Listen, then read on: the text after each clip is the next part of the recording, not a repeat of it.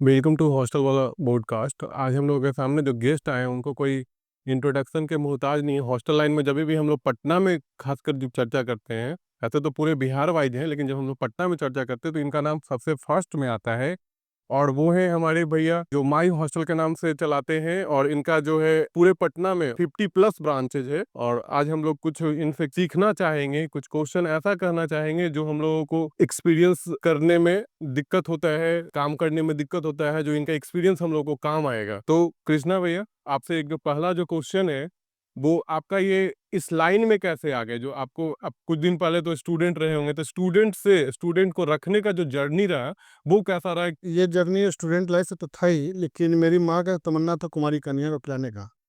तो माँ जब एक्सपायर की तो उसके बाद माँ को हम लोग माई बोलते हैं, जी। इसलिए माई नाम दिए, इसीलिए इसको चालू किया हम लोग। पहले 7 साल तो गर्ल्स किए हम लोग। तो बहुत गार्जियन लोग का शिकायत आना चालू हुआ कि आप बॉयज़ पे दूसरी जगह देते हैं, इसलिए तो हम लोग बॉयज़ भी किए और उसी तरह फ्लो बढ़ता रहा। हॉस्टल कभी घर नहीं बन सकता, घर कभी हॉस्टल नहीं बन सकता, लेकिन ये कोशिश जरूर है कि दूसरे की तुलना अच्छा व्यवस्था दे। ये बहुत अच्छा बात बोले कि हॉस्टल का भी घर नहीं बन सकता और घर का भी कोई हॉस्टल हॉस्टल नहीं नहीं बन बन सकता है। सकता। जी, बहुत तो इसीलिए हम लोग इसको चाहे कि बच्चे लोग को जो दिक्कत समस्या आती है खाने-पीने में, चाहे रहने में, और स्टूडेंट को क्या 3 प्रॉब्लम आती है। 3 प्रॉब्लम सुनने में इस किसी को दिक्कत नहीं होना चाहिए। एक उसको वाई-फाई, और एक खाना, और दूसरा सफाई के लेके। जी। ये 3 चीज़ जो करने में किसी को दिक्कत नहीं आना चाहिए। कोई भी हो, चाहे हम हो, चाहे कोई भी हो, उसको तो स्टूडेंट का बात सुनना चाहिए, क्योंकि वो एक अपना परिवार छोड़ के आपके पास दूसरा परिवार की ओर बनने के लिए आया है। जी। तो पहले के स्टूडेंट में ये सब चीज़ थी कि उसके सुख-दुःख, मेरे सुख-दुःख दोनों का बराबर होता था। लेकिन अब स्टूडेंट भी थोड़ा-सा चेंज हो गए हैं, लेकिन कुछ लोग हैं जो अब प्रोग्रेस कर रहे हैं कि स्टूडेंट को फिर से वापस पढ़ाई की ओर लाया जाए। ये गार्जियन बहुत मेहनत से कमाते हैं पैसे। किसी भी एक गार्जियन का खर्च कम से कम 12,000 रुपये के बच्चे पे गिरते हैं, और 4 परिवार कम से कम घर में रहते हैं। 43,000 रुपये कमाने में कितना मेहनत लगता होगा, बच्चे ये नहीं सोचते हैं। तो हम लोग ये सब थोड़ा-सा कुछ बातें हैं, मोटिवेट करते हैं कि तुम पढ़ने जब आए हो तो यहाँ पढ़ाई करो, खेल-कूद तो सब साथ होता ही है, पढ़ाई भी करो। और इस तरह से हम लोग चालू किए, और पटना में हम लोग हॉस्टल जो किए हैं उसका में ये नहीं कि अगर हम लोग दूसरे बिज़नेस वाले से नफ़रत करते हैं, साथ में सबको लेके चलने के लिए हम लोग एक एसोसिएशन भी बना। हाँ, एक हॉस्टल से ये भी देखा जाता है भैया कि एक हॉस्टल आप जिस एरिया में खोलते हैं उससे स्टेशनरी का शॉप, किराना शॉप, रेस्टोरेंट, कैफ़े सबको बिज़नेस मिलता है एक हॉस्टल खोलने। तो ये इस चीज़ के लिए एक बार मीटिंग हुई थी, बहुत अच्छा। डीएम साहब बुलाए थे पटना में, और एकदम अर्जेंट मीटिंग बुलाए थे।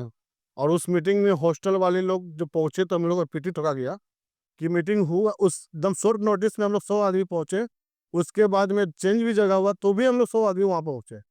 और ये क्वेश्चन रखा गया था कि हॉस्टल पे टैक्स वगैरह, बिजली बिल में कमर्शियल करने के लिए, लेकिन ये अगर क्लॉज़ देखा जाए तो बिजली बिल पे कमर्शियल नहीं होना चाहिए। हुँ। कि जहाँ पर खाना बनता है वहाँ बिजली बिल कमर्शियल हो सकता है। इस चीज़ पे बात बहुत सारा लंबा प्रोसेस हुआ था, और बहुत अच्छे एक हम लोग उसकी तरफ से बोले थे। तो कमिश्नर सर बोले कि नहीं, सही बात है कि 16 लाख बच्चे में कम से कम 6 लाख बच्चे बिहार में आते हैं पढ़ने के लिए। आप बिहार में कुछ बचा किया पढ़ाई छोड़ के। आज नाम देख के शुरू से राजेंद्र ओझा जो भी लोग अच्छे-अच्छे लोग हैं, बिहार से निकल गए हैं, जितने आईएएस अधिकारी बिहार से निकलते हैं। तो इसलिए वो पढ़ाई का एजुकेशन का हब पटना रहा। आप ये हॉस्टल बिज़नेस में कितने दिनों से हैं? हमको तो 18 साल हो गए इस बिज़नेस लाइन में। 18 साल से। मेरी माँ एक्सपायर की, उसके बाद से चालू किए हॉस्टल। अच्छा, अच्छा। और आज हॉस्टल में आपके पास अब इसमें ब्रांचेज़ होंगे अभी पूरे पटना में? आप जो बता रहे हैं सही बता रहे हैं, उसमें हम लोग इसे हम कभी हॉस्टल समझे ही नहीं हम लोग, इसका बिजनेस है। ये मेरी माँ के नाम से हम लोग का, कि देखिए नाम कमाने में बहुत टाइम लगता है, जी, बिगड़ने में 2 मिनट लगता है। और अगर हम बेईमानी किसी से करेंगे तो अपनी माँ से बेईमानी करेंगे। जी। इस सोच के हम लोग इसको अच्छे से व्यवस्था के तौर पे किए हैं। और हम लोग एक एसोसिएशन भी बनाए हैं, उस एसोसिएशन में एकदम अच्छे अच्छे परिवार लोग भी सम्मिलित हुए हैं, और हम लोग किसी का प्रॉब्लम हो तो एक दूसरे को हेल्प करते हैं। अच्छा, किस-किस लोकेशन में है आपका पटना में? तापियाना, बोरिंग रोड, राजापुर, डाकबंगला, अनिसाबाद, मतलब पटने के अधिकतर लोकेशन पे है। खाली बाजार समिति तरफ नहीं गए हैं, बाकी पटने में अधिकतर भैया समिति तरफ तो ऑलरेडी बहुत सारे बहुत सारे हॉस्टल वहाँ लॉस से ज़्यादा है। और सब ज़्यादा है वहाँ। Yes, exactly. चैलेंजेस क्या-क्या आते हैं आपको? जैसे कुछ 1-2 सिचुएशन बताइए जो आपके लिए बहुत टफ रहा हो सर्विस डील लाइन में तो करना? चैलेंज बहुत आते हैं। जी। आप कलेजा काट के भी दिए तो कोई अपना नहीं होता है।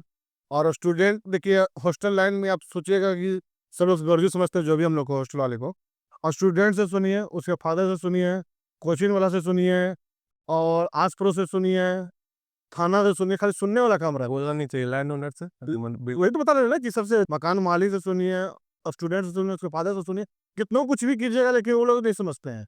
और आप 100 अच्छाई के में एक गलती कर दीजिए, तो सारा 100 अच्छाई खत्म हो जाती है। एग्ज़ैक्ट वो तो चैलेंज तो हमेशा आता रहेगा और किसी भी फ़ील्ड में आता है, लेकिन इसमें कुछ ज़्यादा है। अच्छा, आप कुछ बच्चे के लिए नया सोचे हैं कि जैसे अभी कुछ-कुछ बच्चे अभी जैसे सीज़न का टाइम है, तो बहुत सारे बच्चे आते हैं। तो अभी हम लोग तो जैसे ये पटना में नहीं हुआ है, लेकिन पटना में एक पहल हम लोग किए हैं। जी, एसोसिएशन के तहत भी पहल किए हैं और कोचिंग के तहत पहल किए हैं।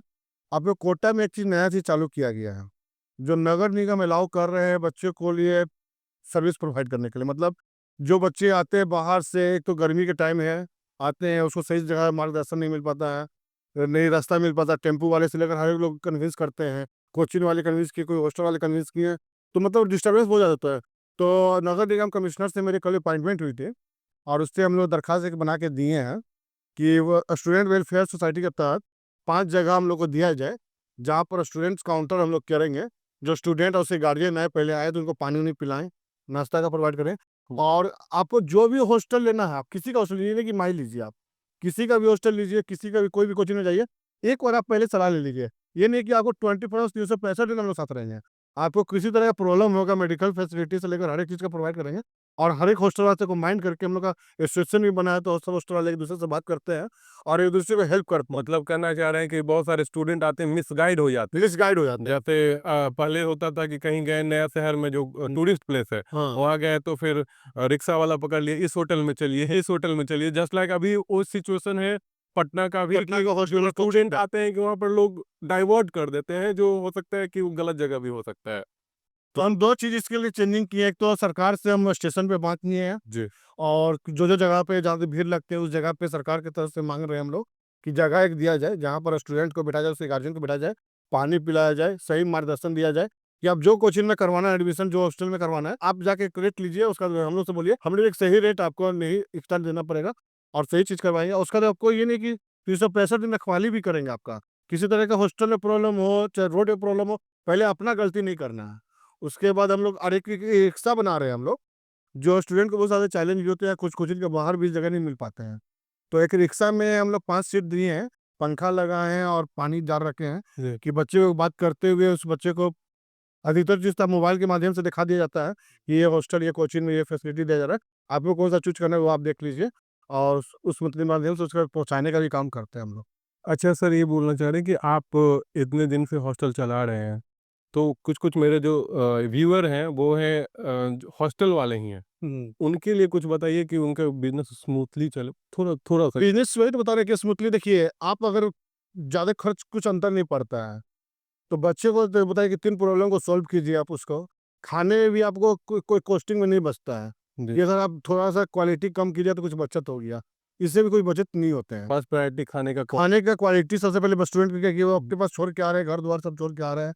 तो एक तो आप उससे सेकंड गार्डियन तो आप ही हो गए ना। जी, यहाँ पर रहने पे, पटना आने पे सेकंड गार्डियन और बहुत सारे हॉस्टल अब अच्छे करने भी लगे हैं। पहले के तो कुछ हॉस्टल तो देखिए सब चीज़ इंडस्ट्री में रहते हैं, तो कुछ बदनाम भी करते, कुछ अच्छे भी होते हैं। अब बच्चे लोग भी उससे मिलते हैं सब जब जगह। हमको लगता है जब आप हॉस्टल बिज़नेस स्टार्ट किए होंगे तो एक हॉस्टल इंडस्ट्री नहीं बोल सकता होगा कोई, लेकिन आज के दिन में हॉस्टल इंडस्ट्री लोग बोलने लगे हैं। है ना? जब स्टार्टिंग में हम लोग तो अभी इस फील्ड के बहुत नए प्लेयर अरे आप भी लेके इतने कम समय में आज 1000 बच्चे रखे हुए हैं और अभी अच्छा व्यवस्था दे रहे हो, जिस साल भी उसका प्रॉब्लम को हम तो आपका बहुत सारा काम भी देखे हैं, जो आप रात को ठंडे में जाके जरूरतमंद को खाना खिलाना।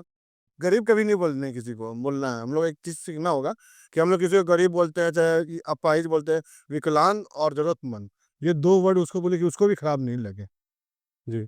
और जरूरतमंद तो हम लोग सब लोग हैं, हम लोग तो खाली एक शरीर है, लेकिन हाँ, सब वो भगवान तो है। है ही है। हाँ, एक दूसरे के। तो एक लास्ट क्वेश्चन है आपसे कि यदि जो हम लोग कोई जो नए प्लेयर हैं जो हॉस्टल खोलना चाह रहे हैं, तो एक मिनिमम क्राइटेरिया क्या होना चाहिए? कितने बेड का वो तो हॉस्टल सबसे होना पहले हॉस्टल आज के डेट में बहुत सारे यंग ब्लड भी खोल लेते हैं। पहले एक हॉस्टल को जानिए कि स्टार्टिंग में आपको लगता है 6 महीने बहुत अच्छा रहता है, सीजन रहते हैं तो बहुत अच्छा रहता है।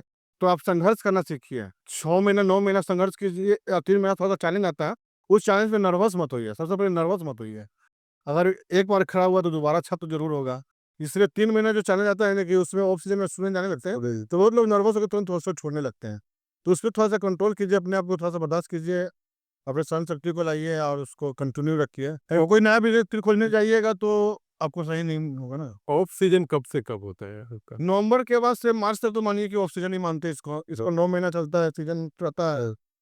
इसलिए बच्चे लोग जो एग्ज़ाम देने आते हैं, अब गार्जियन लोग भी तो उसमें क्या मतलब कुछ लोग का ये रहता है कि जैसे बच्चे लोग गार्जियन लोग का ये रहता है कि अभी जो है ना 2 महीने के लिए घर लेकर के चले जाते हैं बच्चे को, या 1 महीने के लिए बहुत सारे गार्जियन घर लेकर के जाते हैं। कुछ-कुछ मेरे स्टूडेंट लोग भी व्यूअर हैं, वो लोग भी इससे कुछ सीख ले। तो मेरा ये आपके हिसाब से क्या वो बेनिफिशियल है क्या? 1 हम महीने सब स्टूडेंट अगर आप स्टूडेंट्स और हॉस्टल वाले से दोस्त से विनती करेंगे कि आप लोग देखिए आपस का रिलेशन कब खराब होता है? लास्ट मंथ में। जी, तो आपसे हाथ जोड़ के विनती है कि लास्ट मंथ में अगर आप अपने किसी मकान मालिक होंगे या रेंटर होंगे, आपके फादर भी तो होंगे, जी। तो इमरजेंसी समझ सकता है, लेकिन आप अगर 1 महीना पहले जो हॉस्टल का नियम होता है, आप बता के जाइए, चाहे एक लिखित एप्लीकेशन दीजिए। हम तो कहते हैं कि लिखित एप्लीकेशन दीजिए, कि वो एप्लीकेशन 2 लोगों के पास रहेगा।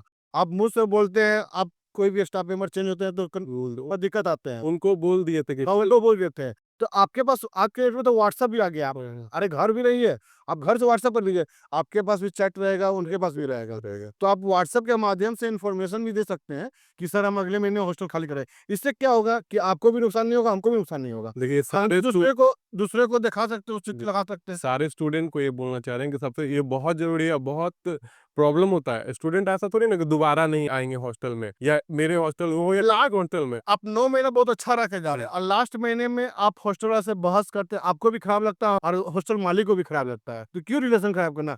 आज की डेट में कभी ना कभी ज़रूर एक बार टकराइएगा, आपस में मेल-जोल होगा, एक-दूसरे से रिलेशन ना करके तो कभी ना कभी काम कोई आएगा ही ना एक-दूसरे को। अच्छा, आप लोग जब स्टार्ट किए थे बिज़नेस, मिनिमम स्ट्रेंथ क्या था?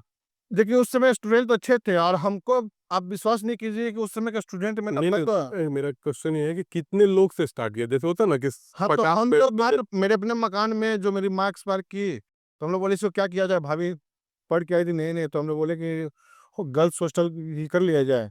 तो उससे मात्र 5-10 बच्चे से चालू किए थे अच्छा। और बच्चे के रिक्वायरमेंट आते थे, तो उसी साल में 7 ब्रांच हम लोग कम से कम 500 बच्चे में चल गए थे उसी सुई में। जी।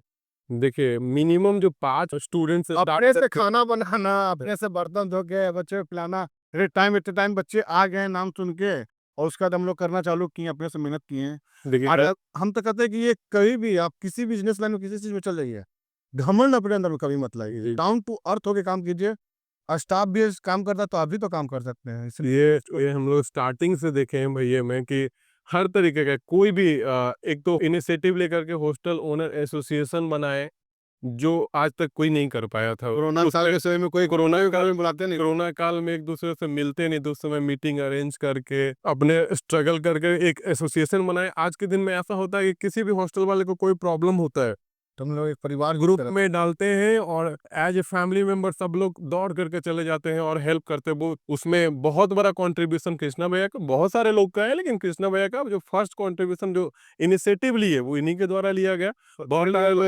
बहुत सारे लोग बोले कि नेता बनना चाहते हैं, इनको सुनना भी पड़ा, नेता बनना चाहते हैं इसीलिए ये करना चाह रहे हैं। लेकिन हम लोग शुरू से हम देखते आ रहे हैं कि हर बहुत सारे लोग हॉस्टल वाले लोग को हेल्प किए हैं और अभी भी ये बहुत बिजी हैं। ऐसा नहीं कि स्टूडेंट शिफ्ट कराने जा रहे हैं अपने हॉस्टल में, कोई एक हॉस्टल ओनर ही है, उनके हेल्प के लिए ही अभी भी ये जा रहे हैं। सो बहुत अच्छा लगा आपसे बात करके और हम आशा करते हैं एक बार फिर हम आपको बुलाएंगे यहाँ पे। एसोसिएशन को एक मैसेज देना चाहते हैं कि आप लोग प्लीज़ एक बार फिर से दोबारा मीटिंग करें जी। और कुछ-कुछ मुद्दे पे जो प्रॉब्लम आ रही है बिहार सरकार से, प्रशासन लेवल से बहुत सारे प्रॉब्लम आ रहे हैं और एक तो हम लोग क्या समझ रखे हैं, माल-मसला समझ रखे हैं, जो भी हो, नहीं बोलना चाहिए लेकिन वो नियम से वो भी हम भी नियम को फ़ॉलो करें, आप भी नियम को फ़ॉलो कीजिए। जी। सर मेरा भी कुछ नियम है उसको मानिए। हम तो बोलते हैं जिस तरह से होटल में लिखा रहता है कि ये सब इतने नियम है, प्रशासन के द्वारा। तो आज से बहुत साल पहले ना बाज़ार समिति में गवर्नमेंट के द्वारा किया गया था। उस चीज़ को हम एक बार देंगे ग्रुप में डालेंगे कि बिहार सरकार पॉलिसी बच्चे लोग से फॉर्म भरवाती थी। ये हॉस्टल का फॉर्म हुआ, एक सरकार का फॉर्म हुआ। उसमें गाइडलाइन के तहत उसमें आना था, तो इस चीज़ को फिर से रिन्यूअल किया जाए। हम सरकार से ये अनुरोध करेंगे और हॉस्टल एसोसिएशन से भी अनुरोध करेंगे। चलिए फिर धन्यवाद भैया, thanks for watching this podcast. इस पॉडकास्ट देखने से आपको कुछ बेनिफिट मिलता है तो अपने दोस्तों को शेयर करें और कुछ सुझाव हो जिस पे हम लोग डिस्कशन कर सके इस पॉडकास्ट में, उसको कमेंट बॉक्स में कमेंट करके हम लोग को बताएं ताकि हम नेक्स्ट वीडियो में उस टॉपिक पे चर्चा करें।